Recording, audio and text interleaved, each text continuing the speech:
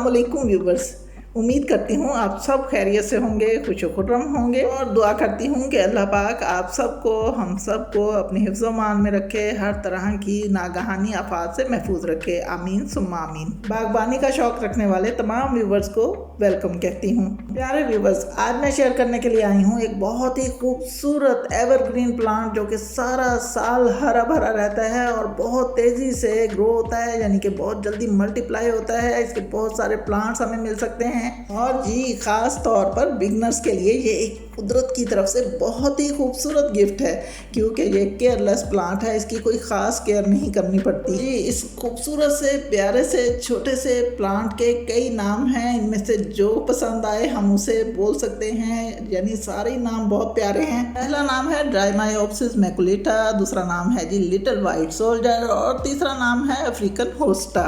इसके अलावा इसके और भी बहुत सारे नेम्स हो सकते हैं, बहरहाल जो मुझे मालूम है मैं आपको बता रही हूँ। तो सबसे पहले इस प्लांट की सनलाइट की बात करते हैं कि इसे सनलाइट की कितनी ज़रूरत होती है। तो जी, इसे सनलाइट की बहुत कम ज़रूरत होती है। ये धूप में रहने वाला प्लांट बिल्कुल भी नहीं है, डायरेक्ट धूप बिल्कुल भी पसंद नहीं करता।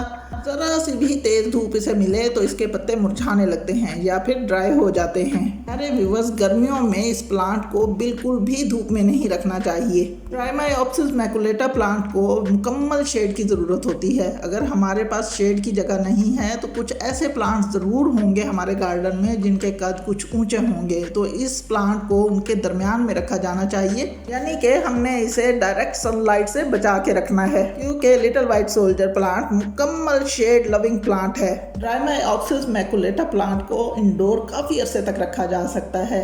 हम इसे डाइनिंग टेबल पर, कॉर्नर रैक्स पर, कॉर्नर टेबल्स पर या फिर विंडो में भी रख सकते हैं। ऐसे प्लांट्स जो कि इंडोर रखे जाते हों उन्हें भी रोशनी की ज़रूरत होती है, तो इसके लिए भी हम बल्ब या फिर ट्यूबलाइट की रोशनी फ्राहम करेंगे और ये रोशनी तकरीबन 10 से 12 घंटे की होनी चाहिए। इसके अलावा प्यारे व्यूवर्स, जितने भी इंडोर प्लांट्स रखे जाते हैं वीक में या 15 डेज़ के बाद उन्हें बाहर की रोशनी में लाकर एक दिन के लिए ज़रूर रखा जाता है। दूसरी सूरत ये भी हो सकती है कि आउटडोर प्लांट उठा के हम अंदर रख दें और इंडोर वाला बाहर रख दें और इस तरह इन्हें रोटेट करते रहें। इस तरह करने से इंडोर रखे जाने वाले प्लांट्स हमेशा हेल्दी रहेंगे, ग्रीन रहेंगे। इसके पत्तों को अगर गौर से देखा जाए तो इसके अंदर हमें ब्लैक कलर के डॉट्स नजर आएंगे।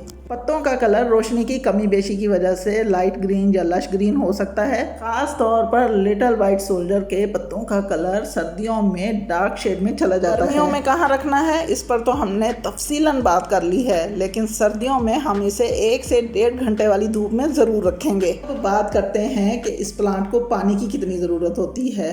तो अफ्रीकन होस्टा प्लांट को पानी की बिल्कुल भी ज़्यादा ज़रूरत नहीं होती। ड्राइमायोप्सिस मैकुलेटा प्लांट को पानी कम देने की सबसे बड़ी वजह यह है कि ये बल्ब के थ्रू ग्रो किया जाता है। बल्ब के ज़रिए जितने भी प्लांट्स ग्रो किए जाते हैं उन्हें पानी की बहुत कम ज़रूरत होती है, क्योंकि कुदरत ने इनके बल्ब के अंदर बहुत सारा पानी स्टोर कर रखा होता है। जब हमें लगे कि इसके पॉट में मिट्टी ड्राई होने लगी है, खुश्क खुश्क सी नज़र आ रही हो, तो तब हम इसे हल्का फुल्का सा पानी डाल देंगे। लिटिल वाइट सोल्जर प्लांट के डेड होने की, ख़त्म होने की सिर्फ और सिर्फ एक ही वजह होगी, वो होगी जी ज़्यादा पानी। कि अगर हम इसे ज़्यादा पानी देंगे तो ये बिल्कुल भी नहीं रहेगा, सर्वाइव बिल्कुल नहीं करेगा, ख़त्म हो जाएगा। यानी कि प्यारे व्यूवर्स, हमने पानी इसे बहुत ही देखभाल कर देना है। इस प्लांट के इर्द गिर्द से, यानी कि इसकी साइड्स में से बहुत सारे बेबी प्लांट्स ग्रो होते रहते हैं। अब बात करते हैं इसकी प्रोपोगेशन की। तो जो प्लांट इसके इर्द गिर्द इसकी साइड्स में उगते हैं, बेबी प्लांट्स होते हैं, इनमें से हम एक प्लांट ले लेंगे, चाहे वो बड़ा हो या फिर बेबी प्लांट हो।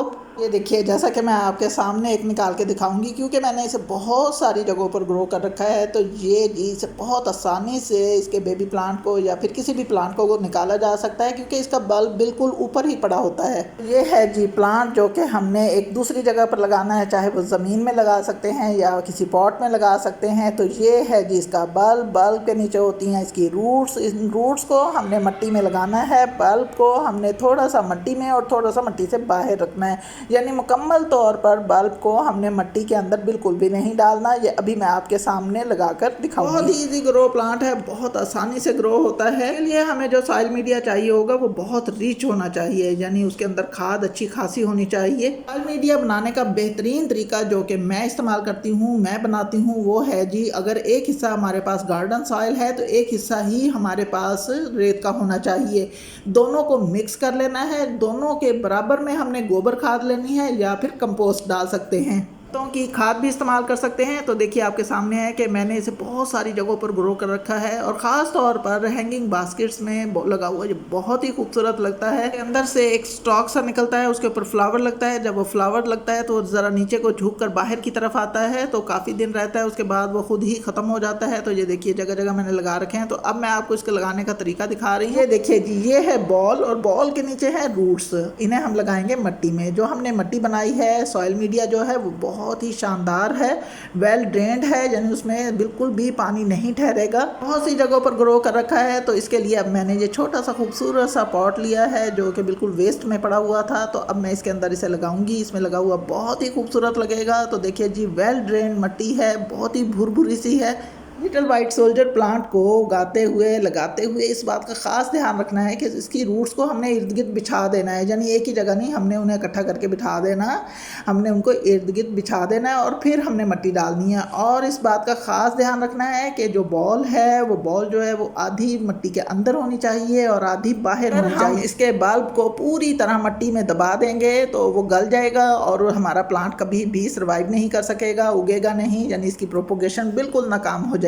तो आपको ये दिखाई दे रहा होगा कि मैंने इसका आधा बल्ब बाहर ही रखा है। लिटिल वाइट सोल्जर प्लांट को जिस पॉट में भी लगाएंगे, साल के अंदर अंदर पूरा पॉट इन प्लांट्स के साथ भर जाएगा। प्यारे व्यूअर्स, अक्सर ऐसा होता है कि जब हम इसके बल्ब्स किसी दूसरे पॉट में लगाते हैं, प्रोपोगेट करते हैं, तो इसके पत्ते गल सड़कर अलग हो जाते हैं। लेकिन हमें ये नहीं समझना चाहिए कि ये प्लांट जो है वो ख़त्म हो गया है, डेड हो गया है।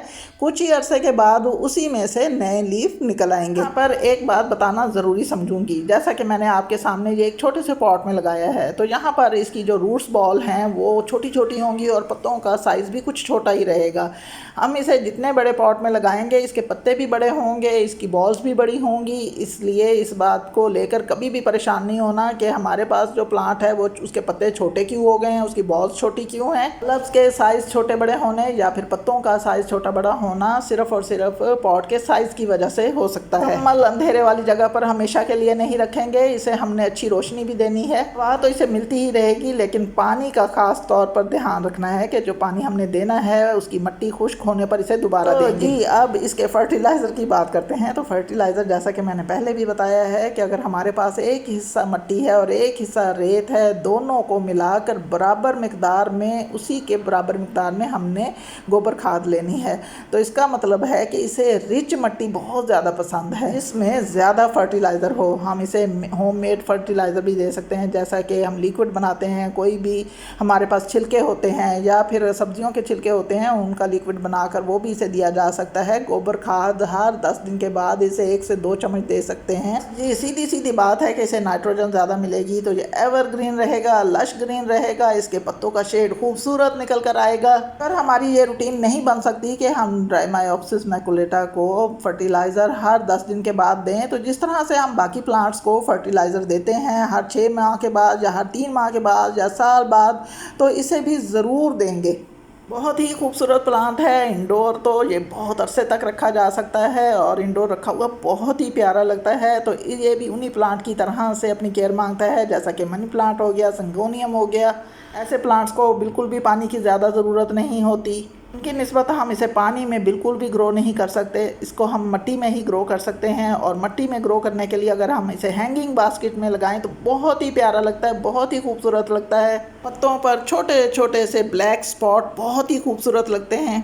एवरग्रीन प्लांट है, कभी ख़त्म होने वाला प्लांट नहीं। एक बार घर में ले आएं और बेशुमार इसके पॉट्स तैयार कर लें। इस तरह के प्लांट्स के पॉट्स के ज़रिए हम किसी बड़े प्लांट की बाउंड्री बना सकते हैं, सर्कल बना सकते हैं। प्रोपगेशन आसान है और सिर्फ एक चीज़ का ध्यान रखना है जो कि प्रॉब्लम करेगी, वो है जी ज़्यादा वाटरिंग का ख़ास ख्याल रखना है। बस इन चंद बातों का ख़ास ख्याल रखा जाए तो हमारा ये प्लांट हमेशा हमारे गार्डन को खूबसूरत बनाए रखेगा। नर्सरी से 100+ में ये बहुत आसानी से मिल जाता है। प्यारे व्यूवर्स, सबसे बड़ी और ख़ास बात यह है कि इसके ऊपर कीड़े मकोड़ों का कोई अटैक नहीं होता। मेरे पास तो ये बहुत अरसे से प्लांट है और मैंने कभी भी ऐसा नहीं देखा। ये प्यारे व्यूवर्स, आज ही जाइए और नर्सरी से एक खूबसूरत सा प्लांट लाकर अपने गार्डन की जीनत बनाइए।